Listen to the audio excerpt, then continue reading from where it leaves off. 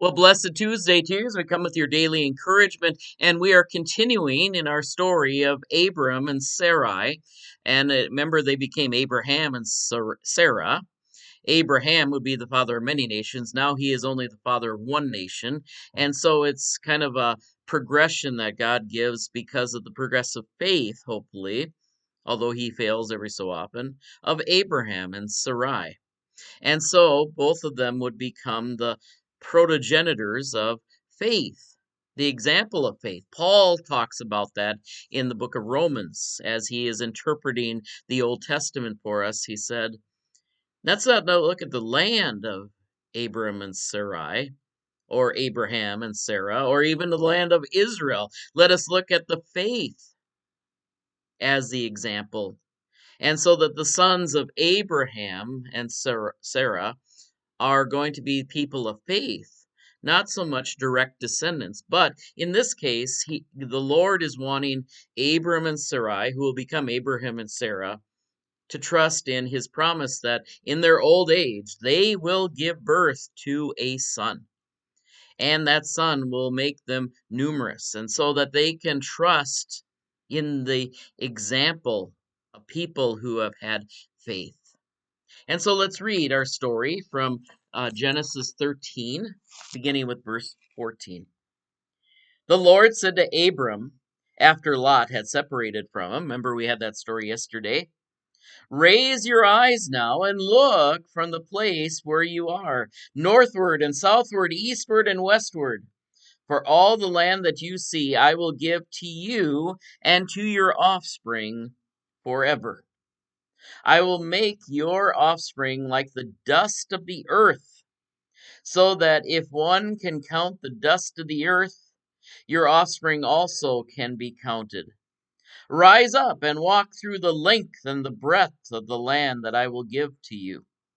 So Abram moved his tent and came and settled by the oaks of Mamre, which are at Hebron. And here he built an altar to the Lord. Now, we might know in later Israelite history that it was at Hebron that King David was anointed king of Israel. So, Abram is the progenitor of the people. But notice the bigger promise that is very obvious in this chapter. It says in verse 16, I will make your descendants like the dust of the earth. Now, the Lord will progressively make an expansion on this promise. We will be reading in a couple days from Genesis 15, which was our first lesson from this past Sunday, that the Lord told Abraham or Abram to look up in the sky and to see the stars and say, as many as the stars of heaven will be your descendants. Later on in Genesis, he'll say, look at the sand of the sea. I will make your descendants as numerous as the sand of the sea.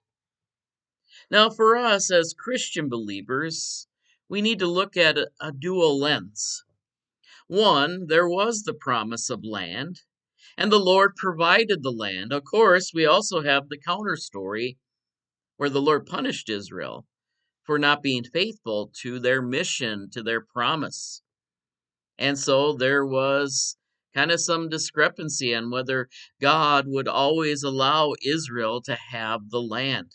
Of course, that question still pursues the ethnic group of people who claim Israel or the Jewish nation as their descendants. But that's a whole other thing we'll talk about. The example that Paul in Romans wants us to look at, and Christian believers have want us to look at, is that Abraham, yes, had physical descendants, but he also had spiritual descendants.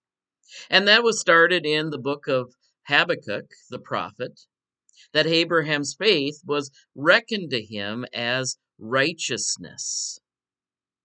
Righteousness is the example of being right with God. And being right with God is trusting in God's promises. We're going to talk about that in the next couple of days, what righteousness looked like for Abraham and Abram before, the name change. He was someone who wrestled with this whole concept of trusting in the promises of God. And so for Paul and for other Christians, we have that same example and that same wrestling. Are we going to trust what our eyes see, or are we going to trust in the promises of God? You see, Lot chose the greater land, the land to the east of the Jordan, a land that looked good to his eyes, but it had a trap there, Sodom and Gomorrah. But Abraham would trust in the land to the west, the smaller land that would butt up against the Mediterranean Sea, a smaller land, but a more fruitful land, but more importantly, a land that was promised by God. And so that promise that Abraham and Abram before him trusted was the example of faith. And the same is true whether we are direct physical descendants of Abraham, many of us are not, or whether we are spiritual descendants of Abraham, which many of us who are believers are considered. At least Paul says that we are in Romans 4.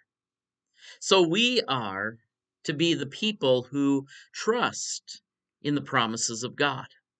Trust in the promises of God's protectorate, just like our example from from Luke this past Sunday. Like a mother hen gathers her chicks, sometimes we stray, but the mother hen will try to bring them together.